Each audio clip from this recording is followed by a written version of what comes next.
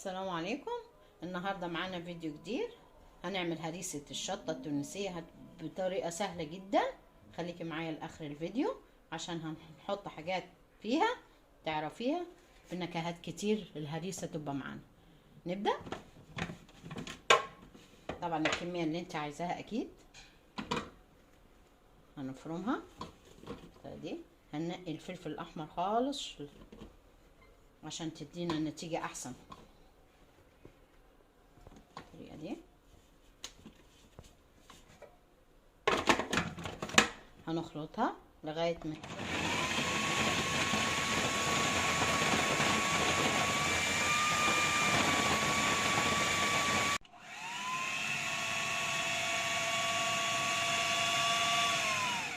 كده كملنا فرم الهريسة. هنحط عليها حوالي معلقة ملح كبيرة كده، ومعلقتين زيت زيتون،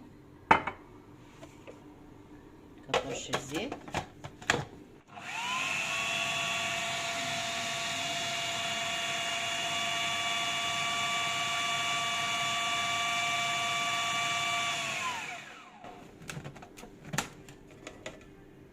حين نفرغها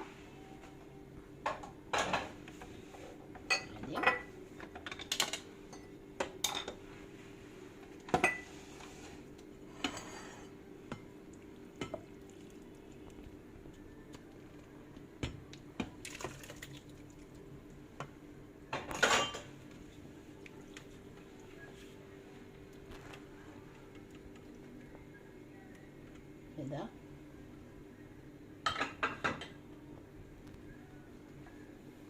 هتبقى بالمنظر ده. وهنشوف بقى المكون اللي احنا هنعمله اللي قلنا عليه اول الفيديو، اللي هيخليها زي الهريسة التونسية هتبقى عندنا في البيت. هنركب خلاطنا تاني.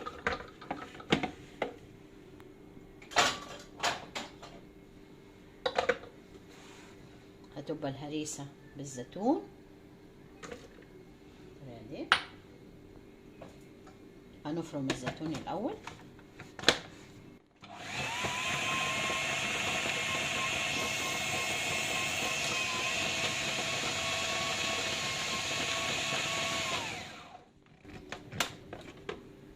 نفرمه بزيادة.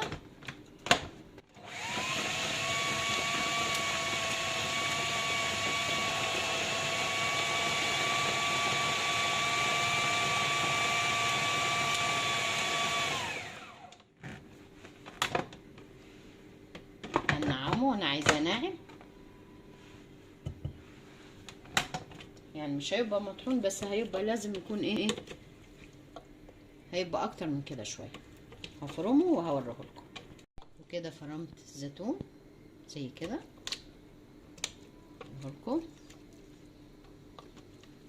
يا رب تكونوا واخدين بالكم منه. الطريقه دي هخلط عليه الكميه اللي انا عايزاها، طبعا تكون بنكهه الزيتون.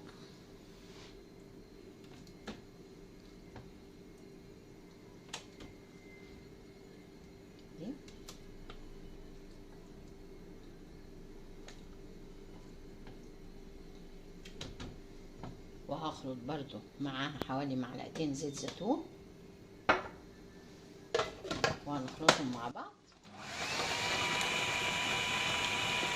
وكده بعد ما فرمنا الهريسة مع الزيتون وزيت الزيتون، وطبعا حاطين ملح على الكل مع بعض، خلاص هنعبيهم في برطمانات نكون معقمينها بغسلينها بمية سخنة وحاطينها في مية بتغلي، وبعد كده نروحوا سايبينها لغاية ما تنشف وحدها، وبعد كده نحطها نعبيها بالطريقة دي.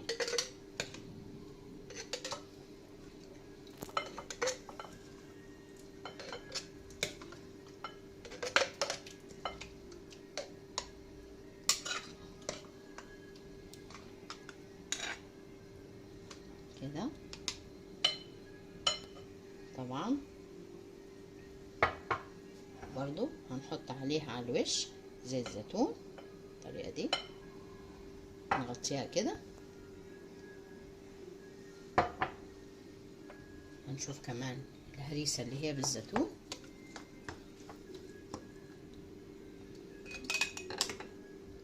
نعملهم في برطمانات مختلفة، وطبعا ريحتها باينة معروفة، بحيث تكتبي على كل حاجة ايه دي هريسة سادة، دي هريسة بالزيتون كده. وبرضو جزء زيت زيتون، نغطي الوش ونقفلهم بالطريقة دي، وهعبي الباقي واوريهم لكم.